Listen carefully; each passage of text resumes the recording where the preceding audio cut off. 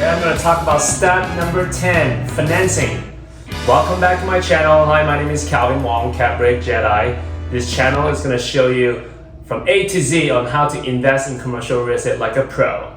Financing. As you are putting a property on a contract, you probably already talked to some lenders, some banks, and then perhaps you are also engaging a debt broker, capital company that help borrower find debt. So usually the fees is about 1% of the loan amount. So let's say if you are borrowing $1 million, so that's 10,000. The benefit of that is they can go find you multiple options, give you some options on the interest rate, the lenders, and different requirement. If you are having trouble finding, getting your bank to lend you the money, it's always a good idea to go find those capital guys, mortgage brokers or debt broker to kind of help you source financing. So there's a lot of terminology just on the financing itself, right? The first one is LTV. So LTV is loan to value. So what is the percentage of the loan in relatively to the price? So let's say if you are buying a $5 million property and then you are borrowing $3 million. So divided by 5 million. So your LTV is 60%. You're borrowing $3 million and then you have your own equity of $2 million to go purchase a $5 million property. So that's LTV. There's another term called DSCR. So what that means is debt service coverage ratio. So in today's market, the bank will want to have a 1.25 DSCR. What does that mean? So what that means is for every $1.25 income or rent that you are receiving, they want to have $1 goes to repay the loan. So this is the ratio, 1.25x. So for every $1.25 that you receive, $1 will goes to the bank. Okay. There's also different type of commercial loans. So we have a recourse and then non-recourse. A recourse loan means if you happen to default on the loan, the bank can go after your personal assets. Whereas the non-recourse, they can only, if you default on the loan, the maximum they can get is just the property. So they can get back the property and they cannot further pursue you on your personal side of it. So a lot of time people ask, okay, how much do you think I can borrow? Like what does the bank look at when they qualify me to buy a commercial property? Credit score is important, but more importantly is your net worth. So a general rule of thumb is if you want to go borrow $2 million from the bank, it's pretty safe to say that you would need to have $2 million worth net worth, right? So net worth is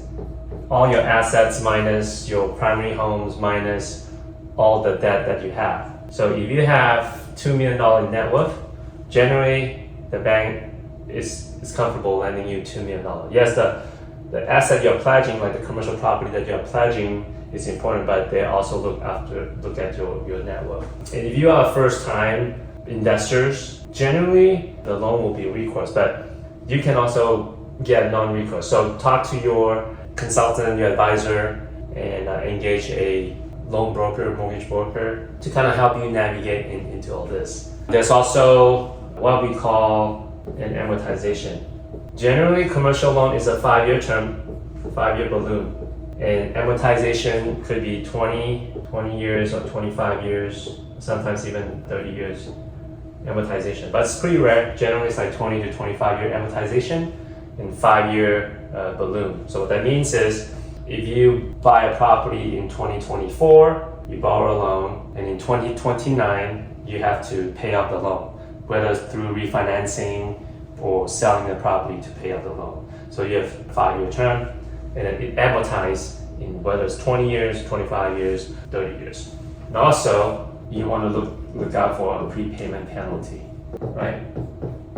Right now, we are at a high interest rate environment. If you were to take out a 5-year loan, and if next year or the year after interest rates start going down, you want to have the options to be able to refinance the loan. However, if there's a prepayment penalty, sometimes it will prevent you from doing that. The prepayment penalty that I've seen in the past is like a step down So it's like a 3-2-1 step down. So if you prepay the loan in the first year, there's a 3% penalty. The next year, 3%, and then 1%, like a step down. So those are in general like the financing part. It's obviously this part is very important because if you're not paying all cash, this is a very important component as you are acquiring a property. And because this is also very important because it will impact your return in the long run. Because if you are able to secure a lower interest rate loan, that means you can enjoy a higher revenue, a higher profit return.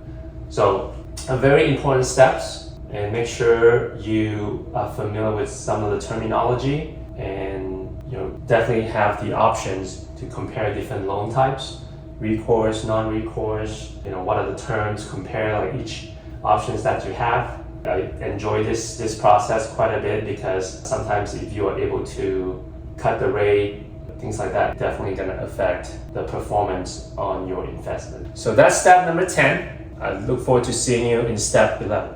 Thank you for spending your time watching my videos. If there's anything that you want to learn more about commercial real estate, any topic at all related to CRE, comment below, let me know, and I'll shoot some videos for you so you can then learn how to invest commercial real estate like a pro. Again, my name is Calvin Wong. I also own commercial buildings, warehouses, and retail. Like, subscribe, and I'll see you next time.